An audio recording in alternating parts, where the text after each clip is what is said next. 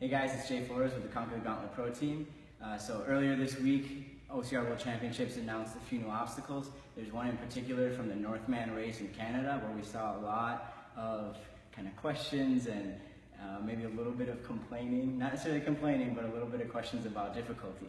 And so we have this kind of saying at Conquer the Gauntlet, which is don't wish it was easier, wish you were stronger. So we're gonna, in the spirit of that, go after finding some ways to conquer this obstacle, even if you weren't sure you could do it in the way that it is displayed in the video. According to OCR World Championships, the gaps will be a little shorter, but either way, I want you guys to be prepared for however the obstacle comes at you. So for those of you who haven't seen the obstacle, the easiest way to describe it is it's these poles that you hop on and then they tilt over a certain angle. And then from that point, you have to transfer over to another pole that's tilted at the opposite angle and kind of shimmy your way over to tilt it over. And you're kind of tilting your way until you get to the end of the obstacle. So it's not something that's really going to be set up in any gym. I don't think I've even seen that in any of the ninja gyms that I've been to, but a lot of good ninja gyms like Legendary Fitness where we're at today have some kind of pole obstacle, a pole grasper, they might call it force the poles, whatever it is. Either way, we're going to practice on this. If you don't have a ninja gym nearby, you can just go on a regular flagpole. So a couple of things you want to practice is one, getting up the pole, and then second, making the transition. So I'll show you first. When you're getting on the pole, it looks like it's going to be tilting back. So you might want to try a climbing movement. You want to use both your feet and your legs, or sorry, your feet and your arms.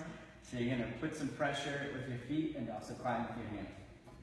So think of if you've ever seen someone climb a palm tree, that kind of movement, right? So you want to practice doing that. You'll also want to be able to practice holding on because you want to build your endurance holding on in different positions. I kind of like this one. You see, if I push really tight with my feet, I can let go of one hand. If I wasn't going to fall backwards, I could actually probably let go of both. The next part is the transition piece. So naturally, you're going to want to stay close to the pole because you're worried about falling. But when you're making a large transition, you're going to need to use as much of your arms as possible. If you look at the video on the OCR World Championship page, Marco is using kind of his full wingspan. So that's what we're going to prepare for. So what you want to do is let your arm go down so you have the full length of your arm and you can reach out as far as you can, right? Then you'll reach over again, pinch your legs, and grab on. So again, we'll practice from the top. You're going to pinch in really well. Extend your arm as far as you can in the direction of the next pole.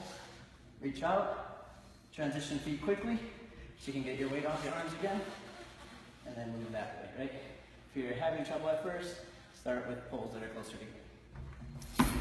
That's it. So I don't know the name of the actual obstacle because it's in French, but I'll take it in the comments and or in the name of the post and you'll be able to see.